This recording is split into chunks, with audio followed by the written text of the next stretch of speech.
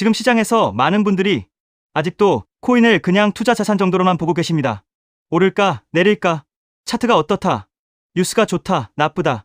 그런데 여러분, 지금 벌어지고 있는 변화는 그 정도 수준이 아닐 수 있습니다. 왜냐하면 이제는 코인 회사들끼리만 움직이는 게 아니라 전통은행이 직접 들어오고 AI가 결제를 준비하고 금융 시스템 자체가 천천히 바뀌기 시작하는 조짐이 나오고 있기 때문입니다. 이게 왜 중요하냐? 진짜 큰 상승은 항상 가격보다 먼저 인프라에서 시작되기 때문입니다. 사람들은 차트가 터진 다음에야 와, 큰 거 온다라고 말합니다. 그런데 실제로는 그 전에 먼저 나오는 게 있습니다. 누가 들어오고 있는지, 어떤 기술이 깔리고 있는지, 무슨 표준이 만들어지고 있는지, 기존 거인들이 어디에 발을 올리고 있는지, 바로 이런 변화들입니다. 지금 그 변화가 조용히 시작되고 있을 수 있습니다. 대표적으로 전통 금융권의 움직임이 그렇습니다. 최근 대형 은행 쪽에서 직접 결제 토큰, 즉 스테이블 코인 쪽으로 들어오려는 정황이 점점 더 선명해지고 있습니다. 이건 그냥 이름 하나 나온 정도로 보시면 안 됩니다. 왜냐하면 전통 은행은 아무데나 쉽게 발을 들이는 집단이 아니기 때문입니다. 특히 자신들의 이름을 걸고 디지털 결제, 자산, 달러 기반 토큰, 블록체인 결제망 쪽에 들어오려는 움직임은 시장에서 갖는 의미가 굉장히 큽니다. 이게 의미하는 건 하나입니다. 이제는 블록체인이 전통 금융 바깥의 실험장이 아니라 전통 금융이 직접 손을 대기 시작하는 현실 인프라 후보로 올라오고 있다는 겁니다. 생각해보세요. 은행이 직접 들어오면 무슨 일이 생기겠습니까?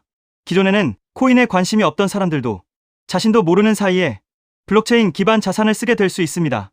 송금할 때, 결제할 때, 정산할 때, 은행 앱을 쓰는 평범한 사람들까지 자기도 모르게 디지털 자산 기반 금융 서비스를 쓰게 될 수 있다는 겁니다. 이건 시장을 완전히 다르게 만듭니다. 왜냐하면 그 전까지는 블록체인을 쓰는 사람이 따로 있었지만 그 이후부터는 그냥 금융 서비스를 쓰다 보면 자연스럽게 블록체인을 쓰는 시대가 열릴 수 있기 때문입니다. 즉, 채택의 속도가 완전히 달라질 수 있다는 겁니다. 그리고 이건 리플 같은 프로젝트에 굉장히 중요합니다. 왜냐하면 리플은 애초부터 그냥 밈이나 유행으로 뜬 자산이 아니라 실제 결제와 송금, 금융 인프라 연결성 쪽에서 이야기가 쌓여온 자산이기 때문입니다. 시장 전체가 실제 사용과 제도권 연결로 움직이기 시작하면 그때부터는 누가 더 요란했는지가 아니라 누가 더 현실적인 다리를 이미 만들어놨는지가 중요해집니다. 그리고 리플은 바로 그 지점에서 계속 이름이 나오는 자산입니다. 여기서 끝이 아닙니다. 지금 더 흥미로운 건 AI 결제 쪽입니다. 많은 분들이 AI 하면 그냥 챗봇이나 이미지 생성 정도를 떠올리시는데 진짜 무서운 변화는 AI가 직접 돈을 쓰는 순간부터 시작될 수 있습니다. 이게 무슨 말이냐? 예를 들어 여러분의 AI 비서가 알아서 필요한 서비스를 구독하고 자율주행차가 스스로 충전소를 찾고 결제하고 기계와 기계가 사람 개입 없이 초 단위로 비용을 정산하는 구조가 열린다면 그때 필요한 건 단순한 앱이 아닙니다. 그때 필요한 건 빠르고 자동화되고 국경을 넘고 신뢰할 수 있는 결제 인프라입니다. 그리고 바로 그 지점에서 블록체인이 강하게 부각될 수 있습니다. 왜냐하면 기계가 돈을 쓰는 경제에서는 사람이 중간에서 하나하나 확인해 줄 수 없기 때문입니다. 자동화된 신뢰, 빠른 정산, 낮은 비용, 그리고 글로벌 연결성, 이런 조건이 필요합니다. 지금은 아직 AI 결제 시장 숫자가 작아 보일 수 있습니다. 그런데 중요한 건 지금 당장의 거래량이 아닙니다. 진짜 중요한 건 누가 먼저 길을 깔고 있느냐입니다. 인터넷 초창기를 떠올려 보시면 쉽습니다. 그때도 처음부터 모두가 인터넷으로 돈 벌었던 게 아닙니다. 처음에는 다들 이게 진짜 되겠어? 이렇게 봤습니다. 그런데 뒤에서 조용히 케이블 깔고 서버 만들고 표준 만들고 결제 구조 붙이던 쪽이 나중에 판을 가져갔습니다. 지금 AI 결제와 블록체인의 만남도 비슷할 수 있습니다. 겉으로 보기엔 아직 작아 보여도 뒤에서는 이미 다음 시대의 금융고속도로를 누가 깔 것인가를 두고 준비가 시작되고 있을 수 있다는 겁니다. 그리고 이 흐름이 왜 리플 상승 전망과 연결됐냐? 이게 핵심입니다. 시장의 새로운 시대가 열릴 때 가장 먼저 주목받는 건 그 시대와 가장 잘 맞는 서사를 가진 자산들입니다. 만약 앞으로 금융의 방향이 단순 투기보다 실제 결제, 실제 송금, 실제 정산, 실제 기관 연결 쪽으로 움직인다면 그때 시장은 자연스럽게 이런 질문을 하게 됩니다. 그래서 누가 이미 준비돼 있지? 그리고 그 질문에 가장 자주 거론될 수 있는 자산 중 하나가 바로 XRP입니다. 왜냐하면 XRP는 처음부터 이 시장의 가장 화려한 농담이 아니라 가장 현실적인 금융 연결고리 중 하나로 계속 이야기돼 왔기 때문입니다. 이 차이는 시간이 갈수록 더 커질 수 있습니다. 특히 전통 금융이 들어오고 기관이 움직이고 AI 결제라는 미래 인프라까지 붙기 시작하면 시장은 더 이상 아무 알트나 같은 눈으로 보지 않을 가능성이 큽니다. 그때부터는 실제로 어디에 붙일 수 있느냐, 어디가 금융권과 닿아 있느냐, 어디가 제도권과 연결될 수 있느냐가 점점 더 중요해질 수 있습니다. 그리고 바로 그 기준으로 보면 XRP는 다시 강하게 부각될 수 있습니다. 여기서 또 하나 중요한 게 있습니다. 시장이 커질수록 보안 문제도 같이 커진다는 점입니다. 이건 절대 가볍게 보면 안 됩니다. 최근처럼 스마트폰이나 칩셋 수준의 보안 이슈가 나오면 많은 분들이 충격을 받습니다.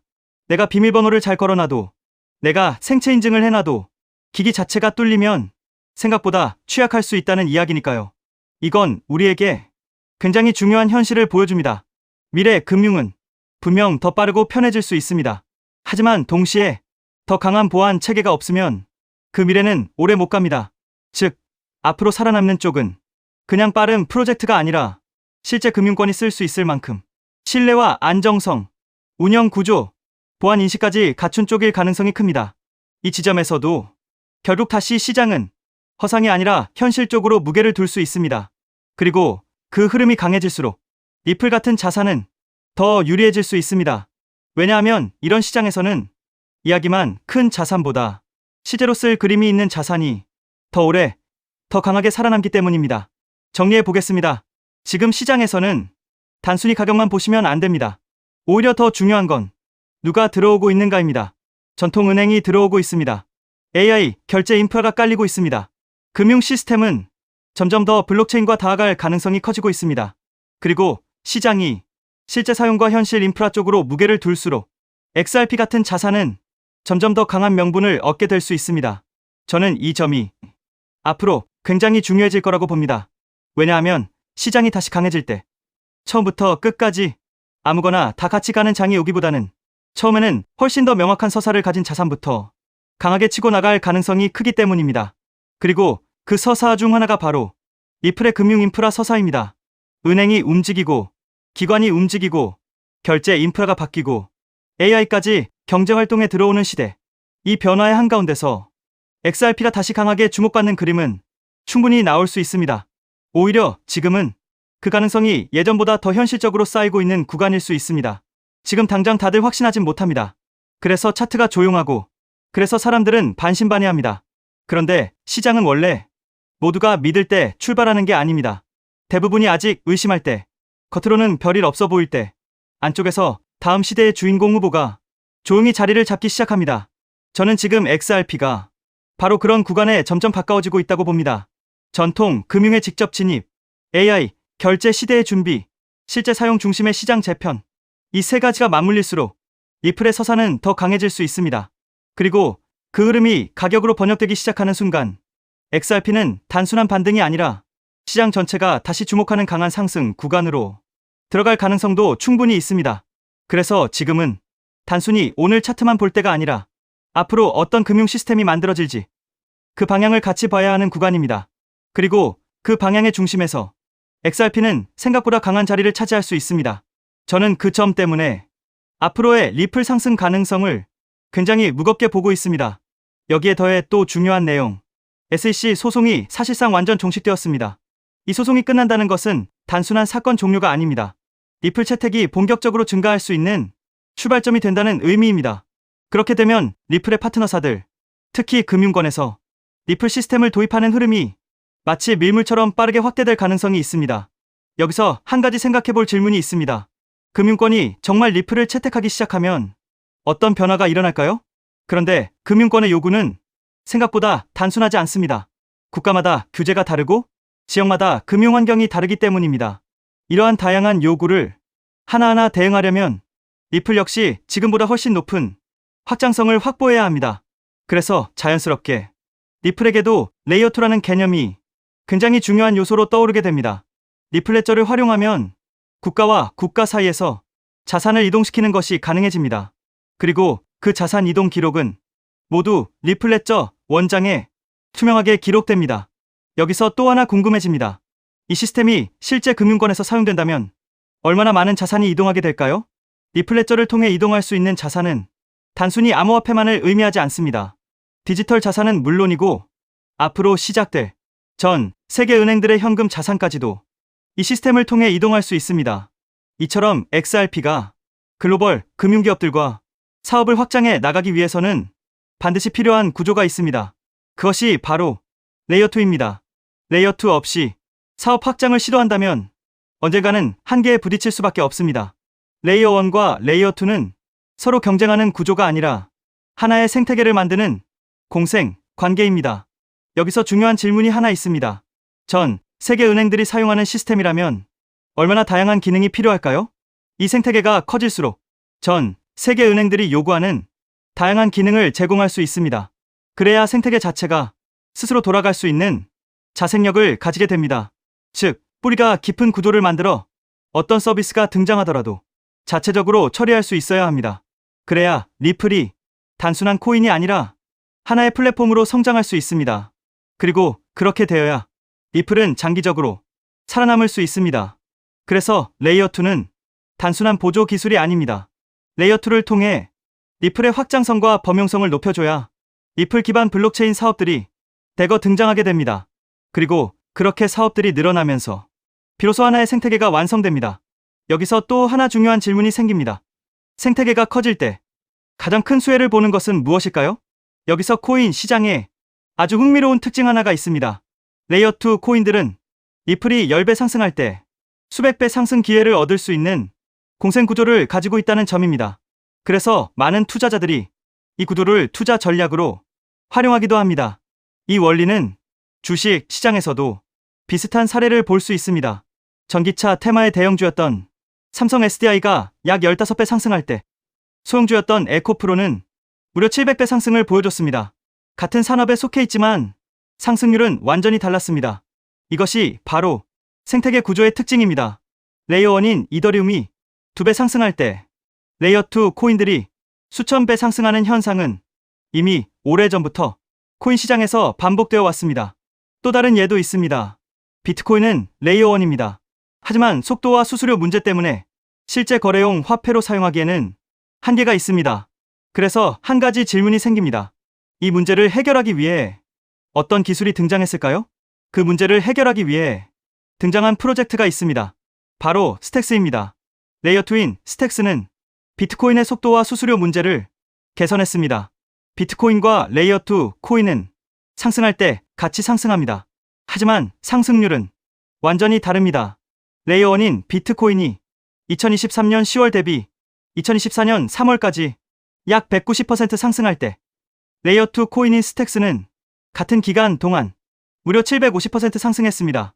그래서 자연스럽게 이런 결론이 나옵니다. 만약 XRP가 앞으로 10배 상승한다면 리플 레이어2 코인들은 100배, 1000배 상승 가능성도 충분히 기대할 수 있다는 것입니다. 여기서 이제 가장 중요한 질문이 생깁니다. 그렇다면 리플 생태계에서 레이어2 역할을 하는 코인은 무엇일까요? 첫 번째로 제가 우리 구독자분들께 소개해드릴 리플 관련 코인은 더 루트 네트워크, The Root Network입니다. 루트 네트워크 홈페이지를 보면 XRP Ledger Integration, 즉 다양한 블록체인을 XRP 레저로 통합하는 기능을 설명하고 있습니다. XRP 사용자들이 다른 코인들을 XRP 레저 환경에서도 사용할 수 있도록 확장해주고, 이 과정에서 루트 네트워크가 브릿지 역할을 하는 리플 전용 크로스체인 솔루션이라는 것을 확인할 수 있습니다. 그래서 리플 홀더라면 반드시 알아둘 필요가 있는 프로젝트입니다. 또 하나 중요한 특징이 있습니다. 바로 블록 리워드입니다. 리워드는 블록체인 네트워크 유지에 기여하는 채굴 활동에 대한 보상인데, 이 보상이 XRP로 지급됩니다. 즉, 루트 네트워크의 기축 통화가 XRP라는 의미입니다. 더 루트 네트워크는 XRP 확장을 위한 역할을 하지만 이더리움의 EVM 구조를 기반으로 레이어1을 개발한 프로젝트이기 때문에 직접적으로 XRP 체인을 사용하지 않는다는 한계도 존재합니다. 하지만 지금 소개하고 있는 이 코인은 리플 블록체인에서 개발된 유일한 레이어 2 프로젝트입니다. 그래서 향후 XRP가 10배 상승한다면 이 코인은 100배, 1000배 상승 가능성도 충분히 기대해 볼 수 있습니다. 여기서 많은 분들이 이 질문을 하실 수 있습니다. 도대체 이 코인은 어떤 구도를 가지고 있을까요? 이 코인 홈페이지를 보면 메인 화면에 XRP 생태계를 위한 사이드체인이라는 프로젝트 목표가 명확하게 적혀 있습니다. 사이드체인은 XRP 체인을 더 원활하게 구동할 수 있도록 지원해주는 체인을 의미합니다. 그래서 XRP 생태계가 커질수록 이 코인의 사용처도 폭발적으로 늘어날 수 있습니다. 또한 이 코인의 이용자가 늘어날수록 XRP 역시 더 안정적인 환경에서 서비스를 제공할 수 있습니다. 그래서 이 두 코인은 공생 관계라고 볼 수 있습니다. 이 코인의 백서를 보면 XRP 레저의 포크라고 설명되어 있습니다. 하드포크와 비슷한 개념인데 XRP의 장점은 유지하면서 레이어2의 핵심 가치인 확장성을 개선하기 위해 추가적인 코드 개발 가능성을 열어둔 구조입니다. 그래서 이 프로젝트는 레이어2 스마트 컨트랙트를 담당한다고 설명하고 있습니다. 향후 리플 생태계에서는 결제는 레이어 1, 즉 리플 레저에서 처리되고 어플리케이션과 서비스 영역은 레이어 2인 이 프로젝트를 통해 처리될 가능성이 있습니다. 사실 이 부분 때문에 리플 기술 커뮤니티에서는 하나의 우려가 나오고 있습니다. 앞으로 이 코인으로 수요가 너무 많이 몰릴 수 있다는 것입니다. 레이어 2는 블록체인이라는 뿌리 위에서 꽃과 열매 역할을 하는 블록체인 애플리케이션들을 연결하는 역할을 합니다. 그런데 이 중요한 연결 구조가 거의 코인 하나에 집중되어 있습니다. 그래서 기술자 커뮤니티에서는 이 코인이 혹시 XRP보다 더 커질 수도 있는 것 아니냐는 우려까지 나오고 있습니다. 이에 대해 리플 CTO인 슈와르츠는 이렇게 이야기합니다. 새로운 체인이 등장한다고 해서 기존 체인의 가치가 떨어질 것이라고 걱정하는 것은 지금 걱정할 문제가 아니라는 것입니다. 즉, 이 코인이 너무 커질 것을 걱정하는 기술자들의 우려에 대해 리플 CTO가 직접 나서 진정시키고 있는 상황입니다. 이 장면만 봐도 이 프로젝트가 얼마나 중요한 위치에 있는지 충분히 알 수 있습니다. 이 코인은 재작년 12월에 출시된 아직 2년도 되지 않은 초기 프로젝트입니다. 현재 가격은 약 166원, 그리고 시가총액 역시 약 60억 수준입니다. 리플 XRP의 시총이 약 45조라는 점을 생각하면 아직 700분의 1도 되지 않는 저평가 영역이라고 볼 수 있습니다. 또한 전체 물량의 98% 이상이 이미 유통되어 있기 때문에 개발팀의 물량 언락으로 인한 추가 하락 위험도 크게 걱정할 필요는 없습니다. 이 코인은 리플과 직접 연결되어 앞으로 리플 생태계에서 핵심 역할을 맡게 될 가능성이 있습니다. 그래서 리플 CTO의 집중적인 관리도 받고 있습니다. 그런데 아직까지 저평가 상태인 이유가 있습니다. 리플사가 이 프로젝트에 직접 깊게 관여하고 있음에도 아직 공개적으로 크게 드러내지 않고 있기 때문입니다. 리플의 SEC 소송이 사실상 완전히 끝나 이제 금융권 사업 확장이 전략적으로 시작될 수 있습니다. 그 시점이 되면 이 코인은 폭발적인 움직임을 보일 수 있습니다. 그래서 지금은 리플 네트워크 내부 거래 정도로만 조심스럽게 운영되고 있는 것으로 추정됩니다. SEC 소송이 사실상 종식되어 리플 채택은 곧바로 확대될 가능성이 매우 높습니다. 그에 따라 금융권의 리플 시스템 도입 역시 확장됩니다. 하지만 금융권의 요구는 국가와 지역마다 매우 다양합니다.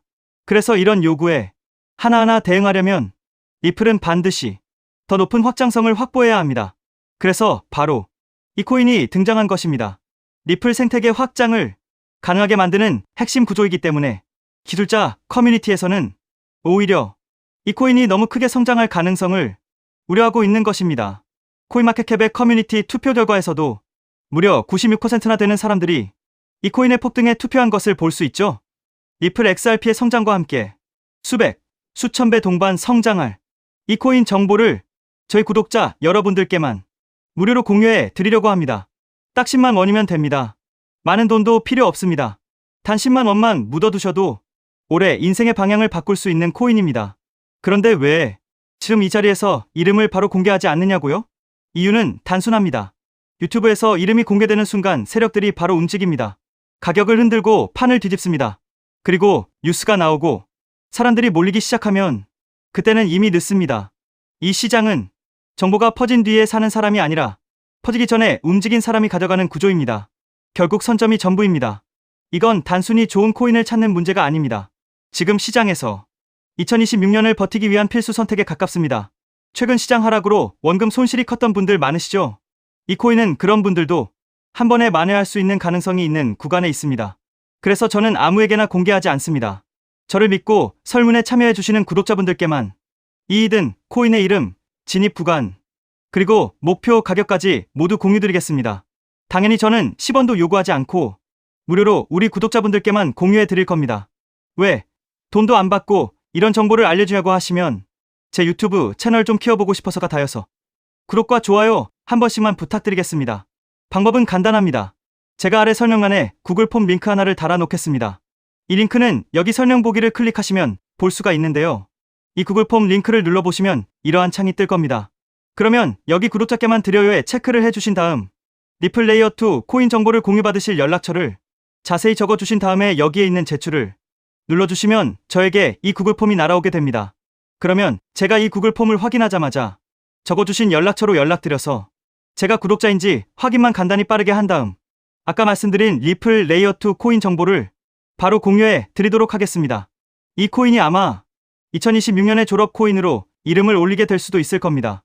최근 원금 손실이 컸던 분들도 한 번에 만회하고도 남을 수 있으니 최대한 서둘러 준비하셔서 제대로 된 수익을 만들어 보셨으면 합니다. 우리 구독자 여러분 힘내시고 긴 영상 끝까지 시청해 주셔서 감사드리며 마지막으로 구독과 좋아요 한 번씩 부탁드리면서 마무리하겠습니다. 끝까지 시청해 주셔서 감사합니다.